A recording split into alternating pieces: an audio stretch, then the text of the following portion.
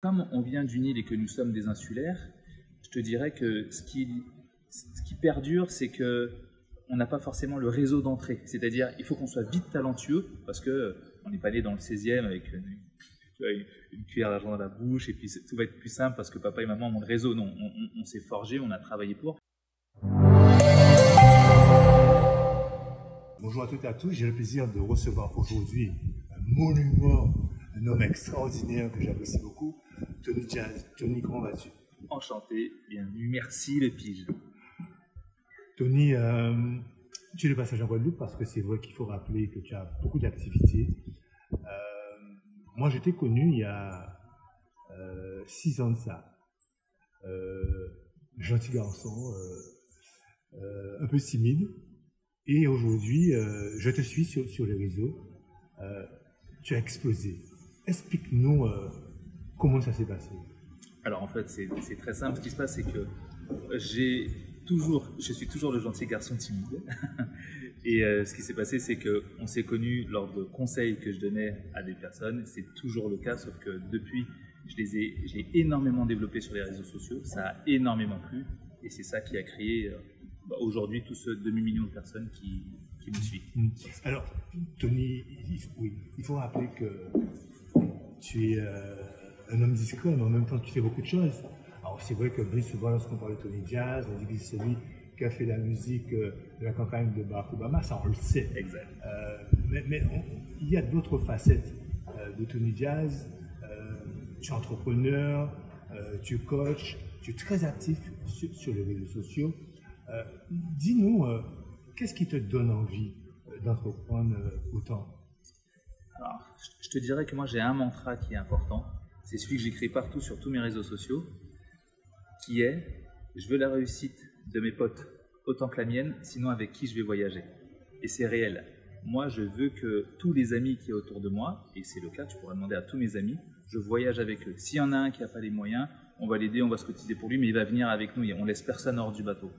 Et je l'applique aussi à mon travail. C'est-à-dire que moi, j'ai des entrepreneurs autour de moi, des entrepreneurs qui ont des difficultés comme tous les entrepreneurs, ou des gens qui traversent des choses dans leur vie qui sont extrêmement complexes pour elles. Ben moi, c'est très simple. L'idée, c'est que je puisse vous aider à traverser ça en vous donnant du résultat, de façon à ce que vous puissiez aller toucher vos objectifs. Et donc, comme ça, c'est ma façon de voir et ma façon d'être et de penser, je l'applique à mon travail. Est-ce qu'on peut dire aujourd'hui que tu as pris conscience qu'il fallait cultiver la pensée positive? Oui, exactement. La pensée positive, l'économie, on va dire, intelligente. L'idée, c'est très simple. C'est que, on ne le dit jamais assez, mais nos pensées créent tout ce qui est autour de nous. J'ai pensé à un événement, ce qui fait que je suis en Guadeloupe aujourd'hui. J'ai pensé que les relations que l'on a ensemble, toi et moi, elles soient bonnes. Et donc, du coup, quand je suis de passage, j'essaie toujours de te faire un petit message pour me dire si tu as 5 minutes, on se croise. Et en fait, l'idée, c'est que plus tu vas penser comme ça, plus tu vas t'entourer de personnes comme ça, et plus ta vie, réellement, elle change. Moi, c'est ce que je dis souvent, et mes amis pourront te le dire. Je ne dis jamais c'est compliqué. Je ne dis jamais le mot souci, le mot problème. Il y a des mots que je ne prononce pas, surtout pas, qui sont tabous pour moi, de façon à ce que tout reste toujours positif, tu sais, qu'on se sente bien, évidemment j'ai des problèmes comme tout le monde, mais en enlevant ça, ça me permet d'être déjà plus léger sur une grosse facette de ma vie. Je te suis, comme je te disais, sur les réseaux sociaux, notamment sur TikTok, tu es très actif, et j'ai vraiment l'impression que chaque fois que tu as affaire à quelqu'un de négatif ou quelqu'un de toxique, ça te met en colère. Ouais. En fait, le truc, c'est que j'ai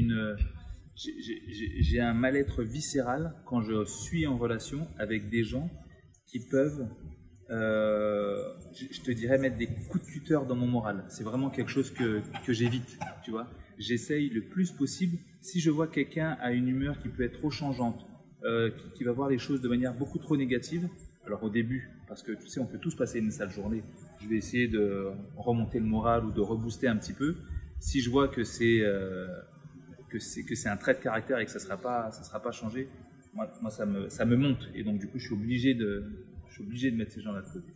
Alors, comme je disais, tu fais beaucoup de coaching et autre chose aussi, mais je voulais qu'on reste sur cette partie coach parce que c'est vrai que Après le Covid, on s'est rendu compte qu'il y avait beaucoup de détresse, beaucoup de mal-être. Et aujourd'hui, les gens sont à la recherche de conseils. Quel est ton constat par rapport à ça? Ouais, en fait, les gens se sont rendus compte d'une chose lorsque le Covid s'est arrêté. En fait, il y a une vie à part le travail. Il y a une vie à part se lever le matin, rester des minutes dans un embouteillage à s'énerver, arriver dans un endroit où on a des collègues que l'on n'aime pas, que l'on n'apprécie pas, finir la fin de journée, se sentir vidé et recommencer le lendemain. Les gens se sont rendus compte qu'en fait, vivre était intéressant. Et l'idée, elle est très simple, c'est que là-dedans, il y a des gens qui se sont, en plus de ça, rendus compte que c'était timé. C'est-à-dire qu'en fait, on n'a qu'une seule vie, on n'a qu'un seul essai, et c'est pas, si je rate celle-là, j'essaierai dans la prochaine finalement. Et comme les gens se sont rendus compte de ça, ils se sont rendus compte de l'importance d'être bien, de se sentir bien. C'est pour ça qu'on dit que la jeune génération des jeunes qu'il y a là, quand quelque chose ne leur plaît pas, ils zappent et ils passent à autre chose. Mais en fait, c'est juste qu'eux ont compris quelque chose que les adultes, les gens plus grands, ont compris pendant le Covid. Certains l'ont oublié d'ailleurs au passage. Et l'idée, c'est que je pense qu'il faut justement, pourquoi pas, comprendre un peu mieux cette jeunesse-là sur comment est-ce qu'ils voient les choses. Parce qu'ils ont compris un truc que nous n'avons pas compris, c'est que la qualité de vie, elle est essentielle. Pour être bien avec ses enfants, pour être bien avec son père, pour être bien avec sa mère, pour être bien avec son conjoint, elle est essentielle. Tu es un Guadeloupéen, on le sait, tu as des racines guadeloupéennes. Quand tu es à l'étranger, c'est vrai que tu voyages beaucoup, on va dire que tu es un boulimique des affaires, tu aimes entreprendre. Tu penses à quoi? Je pense à quoi? Mon Dieu, à tellement de choses. Tu vois, quand je voyage ou quand je fais des conférences à l'étranger, déjà souvent et tout le temps, la première chose que je dis lorsque je me présente, j'ai fait une conférence à l'étranger récemment et je leur disais que je venais d'une île de pirates. Comment ça, une île de pirates? Je dis, je viens de la Désirade. Ah bon, mais c'était quoi la Désirade? C'était une île où on mettait les lépreux et les pirates étaient là et attaquaient les bateaux qui arrivaient.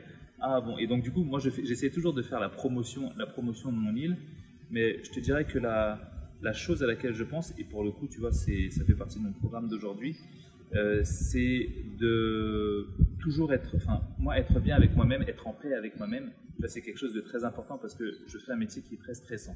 Là, j'ai un ami à moi qui a fait une paralysie faciale, j'en ai un autre qui a fait un AVC il y a 2 semaines, et je sais à quoi c'est dû au stress.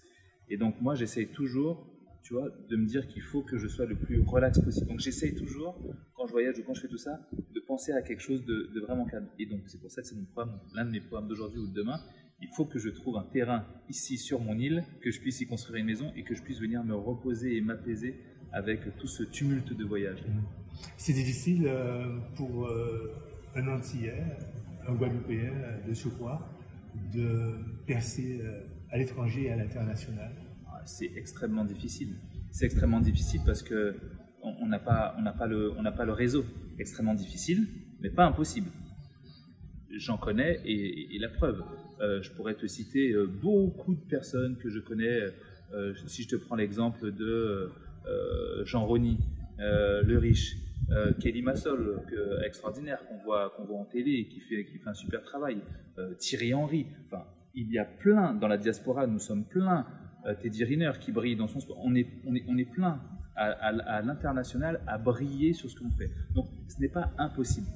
Mais comme on vient d'une île et que nous sommes des insulaires, je te dirais que ce qui perdure, c'est qu'on n'a pas forcément le réseau d'entrée. C'est-à-dire, il faut qu'on soit vite talentueux parce qu'on n'est pas né dans le 16e avec une cuillère d'argent dans la bouche et puis tout va être plus simple parce que papa et maman ont le réseau. Non, on s'est forgé, on a travaillé pour. Mais ce que j'aime et ce que je trouve extraordinaire là-dedans, c'est que, et j'en fais partie, c'est que je rencontre des Antillais en France qui veulent justement percer. Moi, il y en a beaucoup qui viennent me voir parce qu'ils connaissent mes bureaux et j'essaie de leur dire, ok, tu vois, cette porte-là, je l'ai entrouverte, toi, tu en as besoin, vas-y, rentre et je te passe mon réseau. Et moi, tu l'as vu tout à l'heure, je suis le premier à partager mon réseau parce que si je t'enrichis, je m'enrichis. Ouais. Donc, on est parfait. Et c'est vrai que moi, je l'ai constaté, il est très rare de voir des gens comme toi qui ont cette envie de vouloir aider les autres, puisqu'on constate bien souvent, et d'ailleurs beaucoup de compatriotes le disent, il y a cette notion de fanchou, c'est-à-dire en Guadeloupe et aux Antilles, c'est-à-dire qu'on est les premiers à mettre des bâtons dans les roues de nos propres compatriotes. Comment tu expliques ça? Alors, oui, mais ça a changé. Ça a changé et je vais te dire pourquoi ça a changé. Effectivement, il y a cette chose-là, mais en réalité, nous, on a une expression pour ça. mais tu as ça dans toutes les communautés. Parce que dans toutes les communautés, ce sont des êtres humains et tu as des gens jaloux qui, malheureusement, n'ont aucune capacité ou ne veulent pas se donner les moyens et essayent de mettre des bâtons dans les roues dans les autres. Mais il y en a d'autres, et ils sont légion, comme moi, qui comprennent l'importance de se créer un réseau et de faire rentrer de l'argent dans un réseau. Je vais t'expliquer. Moi, je fais mon argent à l'international. Je prends mon argent au Canada, je prends mon argent aux États-Unis, je prends mon argent au Maroc, je le prends au Canada, je le prends en France.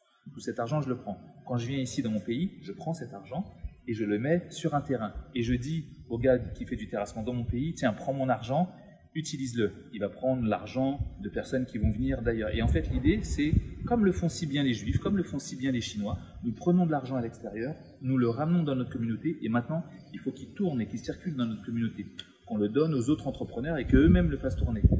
Et nous, aujourd'hui, avec le groupe d'entrepreneurs avec lequel je suis, on le fait. Il y en a plein d'autres qui le font.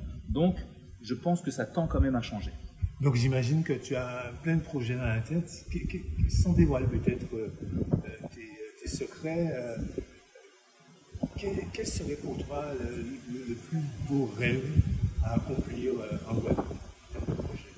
Alors, tu sais quoi, ce n'est pas un secret et il faut parler de ces projets parce que c'est en parlant de ces projets que quelqu'un là peut-être va m'écouter, va me dire « Ah, mais moi ça m'intéresse ou je peux t'aider ou je veux en être ». J'ai deux gros projets. Le premier projet, c'est de créer un complexe hôtelier resort sur mon île, la Guadeloupe. Parce que c'est ce qui permet d'attirer les devises étrangères. Donc, on prend de l'argent de l'extérieur, on le ramène chez nous et après on le redistribue sur notre territoire. Ça, c'est la première des choses. Mais quelque chose qui ne s'est pas fait. J'ai une idée de concept vraiment dans la tête, quelque chose qui va attirer des gens, comme on voit des gens partir à Bali, comme on voit partir des gens à Dubaï. L'idée, c'est de faire quelque chose, un concept en Guadeloupe pour que les gens se disent « Mais attends, le nouvel Eldorado, c'est pas aller à l'étranger, c'est rester en France et aller justement en Guadeloupe. » Et donc, j'ai une idée de concept là-dessus. Ça, c'est la première chose. La deuxième chose, c'est de créer une banque caribéenne qui finance les entrepreneurs qui ont des projets locaux ou bien internationaux. L'idée est très simple. Vous êtes entrepreneur, vous avez un projet. Ce que je te dis là, par contre, on est en train de le faire. On a un avocat et tout, c'est en cours. Hein. Vous avez un projet, nous, on va vous financer. On va vous financer, on va rentrer à l'intérieur de votre entreprise. Et comme on a des gens qui sont très doués dans le marketing, très doués dans la fiscalité et qu'on a un réseau international, en plus de ça, on va pouvoir pousser vos projets. Et donc ça, on est en cours de le faire. Donc, on n'est pas réellement une banque, mais l'idée, c'est que ce consortium qu'on est en train de faire, on souhaite le muter en Bank of Caribbean. Tony, il y a beaucoup de choses à dire et c'est vrai qu'on passerait des heures à discuter. Pour celles et ceux qui voudraient te contacter, ils peuvent le faire par le biais des réseaux sociaux. Absolument. Tous ceux qui m'ont déjà écrit au moins une fois pourront le dire là. Je réponds à tout le monde. Vous m'écrivez sur Instagram, @TonyJazz. Je réponds à tout le monde. Parfois, je mets évidemment du temps parce que on va être bientôt à plus de 200 000 abonnés, mais je réponds à tout le monde. Et pour terminer, Tony, quel message tu as adressé aux Guadeloupéennes et aux Guadeloupéens qui te regardent actuellement? Le meilleur message que je pourrais vous adresser est de vous entourer de personnes qui sont là pour vous faire réussir. L'idée est très simple et je veux que vous puissiez garder cette idée. Il n'est pas possible de guérir dans un environnement qui nous a rendus malades. Donc, si nous avons des amis autour de nous, une famille peut-être autour de nous, qui est toxique dans le sens où elle ne va pas nous pousser à aller mieux ou à faire de meilleures choses, alors qu'on vit dans un pays qui est paradisiaque. Hein. Si, tu sais que si on tape paradis sur Google, c'est sur les plages de Guadeloupe, hein, sur lesquelles on tombe, hein, pas celles d'ailleurs. Et on tombe sur des petits nuages, mais sur les plages de Guadeloupe. Donc du coup, ne vous rendez pas malade en restant avec des gens qui vous mettent des bâtons dans les roues et qui ne vous poussent pas. Allez vers des gens qui font des projets, restez autour d'eux, faites-en vos amis, et vous allez voir que votre vie, elle change. Tony, merci. Merci le Pige.